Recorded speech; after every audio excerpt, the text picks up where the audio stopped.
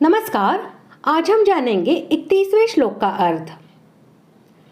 इस प्रकार यज्ञ करने वाले साधकों की प्रशंसा करके अब उन यज्ञों के करने से होने वाले लाभ और न करने से होने वाली हानि दिखलाकर भगवान उपर्युक्त प्रकार से यज्ञ करने की आवश्यकता का प्रतिपादन करते हैं।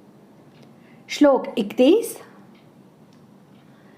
यज्ञशिष्टामृतभुजो यान्ति ब्रह्म सनातनम् नायल्लोकोऽस्ति यज्ञस्य कुतोऽन्यः कुरु सत्तम। श्लोक का अर्थ।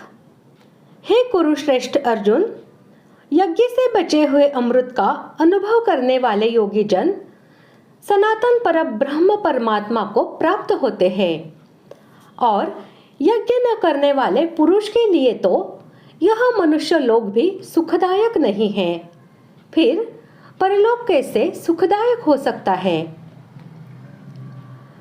लोक प्रसिद्धि में देवताओं के निमित्त अग्नि में घृतादि पदार्थों का हवन करना यज्ञ है और उससे बचा हुआ हविष्यान्न ही यज्ञशिष्ट अमृत है।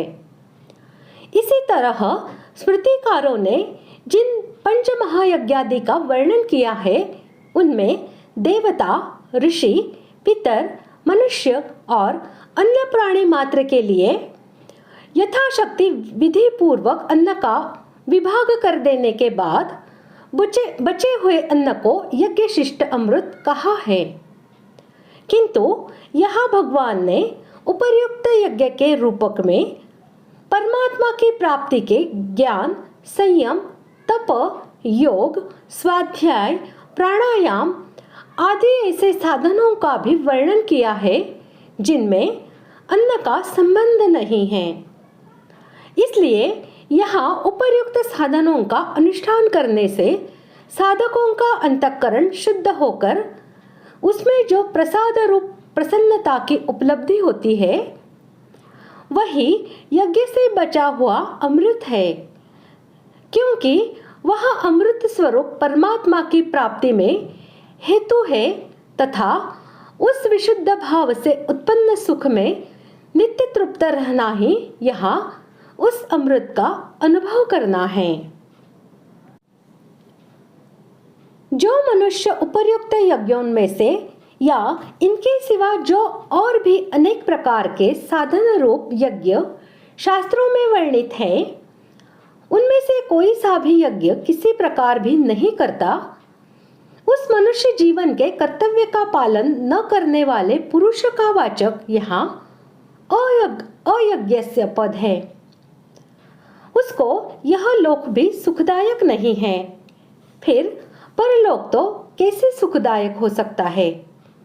इस कथन से यह भाव दिखलाया गया है कि उपर्युक्त साधनों का अधिकार पाकर भी उनमें न लगने के कारण उसको मुक्ति तो मिलती ही नहीं, स्वर्ग भी नहीं मिलता और मुक्ति के द्वार रूप इस मनुष्य शरीर में भी कभी शांति नहीं मिलती, क्योंकि परमार्थ साधनहीन मनुष्य नित्य निरंतर नाना प्रकार की चिंताओं की ज्वाला से जला करता है।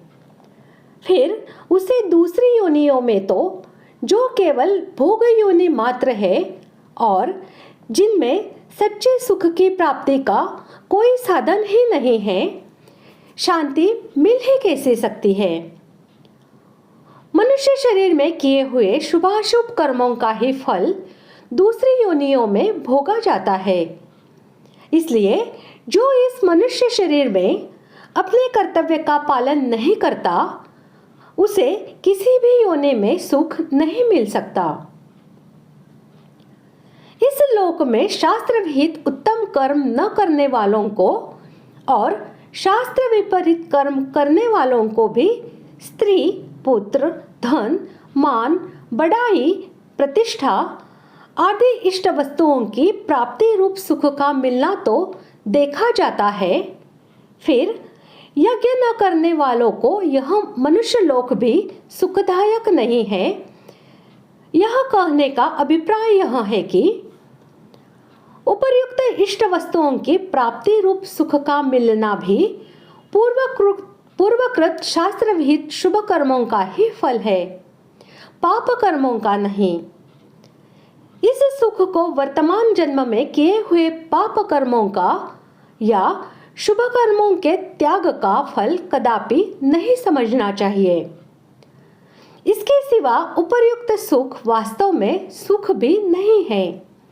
इसलिए भगवान के कहने का यहाँ यही अभिप्राय है कि साधन रहित मनुष्य को इस मनुष्य शरीर में भी उसकी मूर्खता के कारण सात्विक सुख या सच्चा सुख नहीं मिलता, वरन नाना प्रकार की भोग वासना के कारण निरंतर शोक और चिंताओं के सागर में ही डूबे रहना पड़ता है।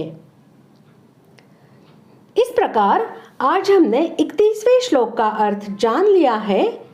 अगले भाग में जानते हैं 32वें श्लोक का अर्थ। धन्यवाद।